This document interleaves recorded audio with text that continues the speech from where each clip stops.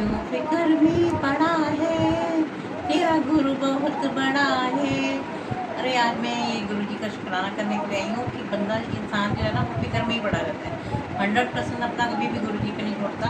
और बस ये चिंता वो चिंता, आज मैं इसी चिंता से रिलेटेड पहले एक सत्संग सुनाना चाहती हूँ और गुरु जी का शुक्राना करना चाहती हूँ कि मैं आज इस प्लेटफॉर्म पे बैठी हूँ।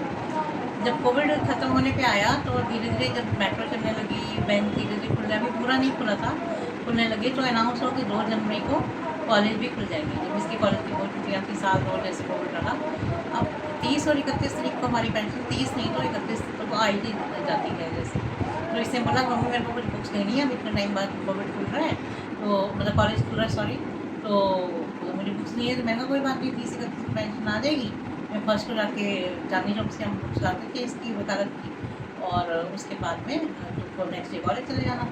30 हो गई, 31 हो गई। हमारा, क्योंकि मैंने आपको बताया था कि सुभाष नगर में घर था, तो सुभाष नगर का ही बैंक है, मैंने अभी तक चेंज नहीं करवाया। मैंने साल में एक बार तो जाना होता है, क्या चेंज करवाना, फिर डॉक्यूमेंट जमा करवाते रहो, ये कराते रहो, वेरिफिकेशन कराते रहो, तो हमने चेंज नहीं करवाया। तो जो नवंबर में इलेक्शन डेट पड़ता है वो मैं कोविड में जाकर, मेट्रो में जाकर वो करवा आई थी, और वो एक शीट के ऊपर उन्होंने किया था। और मैं यही बोल कर आई थी कि भैया ध्यान रखना, क्योंकि इतनी दूर मेट्रो में कोविड में आना बहुत मुश्किल है। ये कह के हम आ गए। अब दिसंबर में पेंशन नहीं आई, 30 हो गई, 31 हो गई। तो अब फर्स्ट को इसने बोला मम्मी 10 बजे तक वेट करते हैं, अगर पेंशन नहीं आती तो आप भागो, पहले सुभाष नगर बैंक जाओ और वहाँ पता करो, क्योंकि मुझे नेक्स्ट डे तो कॉलेज जाना ही है। कोविड के इतने दिनों बाद कॉलेज खुल रहा है तो जाना बहुत ज़रूरी है, बुक्स बहुत ज़रूरी है।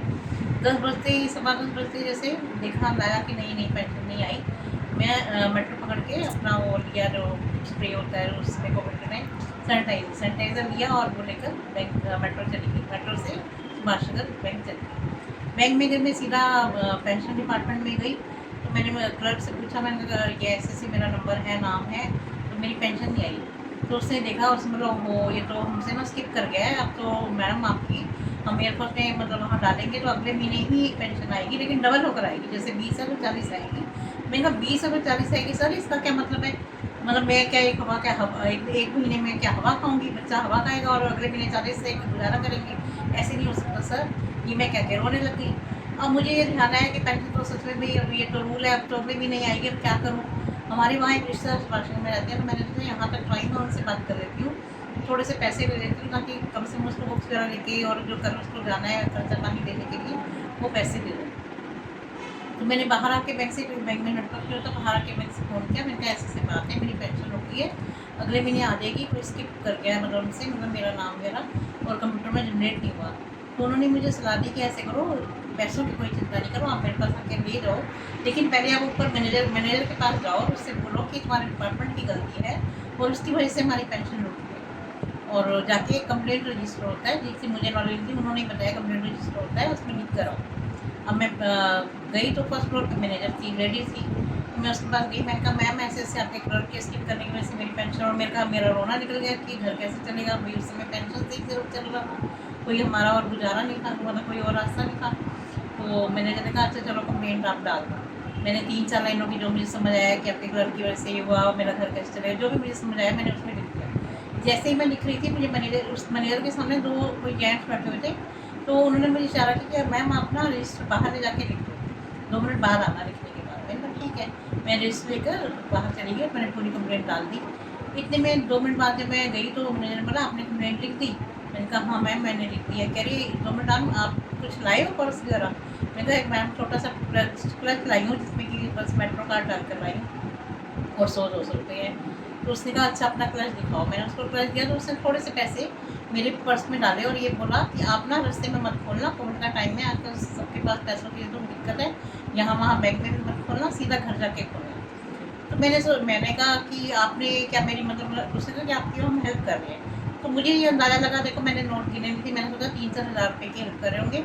तो मैंने उन जेंट्स को थैंक्स कहा और ये कहा कि आप ना अपना अकाउंट नंबर वगैरह दे देना मैम को, और मैम ने भी कहा हाँ मैं अकाउंट नंबर ले दूँगी, तो मैं जैसे ही पेंशन आएगी मैं आपके पैसे क्रेडिट कर दूँगी। और ये सोच के मैंने चलो अब रिश्तेदारों के उधर वहाँ जाना भी पड़ेगा, इसी पैसे से हम काम चला लेंगे। तो मेरी 3 4 हज़ार जो भी है बाकी फिर देखेंगे बाकी कैसे करना है। और तो फिर मैं अपना मेट्रो पे दोबारा वापस आई। मैंने रास्ते में कोई पर्स नहीं खोला, कुछ नहीं करा। आके मैंने पर्स अंदाजे से कि 3-4 हज़ार रुपये होगा, लड़की के आगे ऐसे रखा और उसको सारी बात बताने लगी कि पेंशन तो बगले में नहीं आएगी, अब कुछ नहीं हो सकता। मैं थोड़ी ये, लेकिन ये बात है, ये मैनेजर ने थोड़े से पैसे दिए, मैं बात कर रही हूँ और लड़की मैंने पैसे गिनने शुरू कर दिए। अब संगत जी सच मानना, जितनी मेरी पेंशन थी उतने पूरे पैसे उसके अंदर थे, मुझे अंदाजा नहीं था।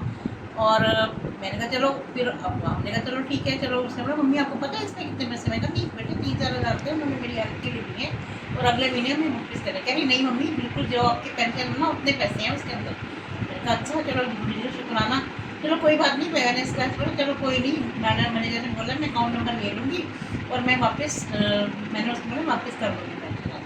कह रही ठीक है चलो, अब तो गुजारा हो जाएगा, मैं किसी से मांग नहीं पड़ेगा। अब वो आई हूँ कि 7 दिन 8 दिन बाद ही पेंशन आ गई। अब मैं भागी, मैं कहा ये ना भी खर्च हो जाए, है ना, इधर उधर खर्चे, फिर 100 निकल जाते हैं पैसे पड़े हुए। मैं कहा नहीं, पूरे पैसे दिए थे तो पूरी पेंशन उनको वापस कर दूँ। मैं मेट्रो से ही दोबारा सुभाष नगर आई, सीधा मैनेजर के पास गई और मैंने बोला मैम वो अब मेरी पेंशन आ गई है, वैसे से मैं आई थी ना, मैं निकली, मैंने उसको सारी बात याद कराई। तो कह रही है कौन से पैसे? मैंने तो कोई पैसे नहीं दिया।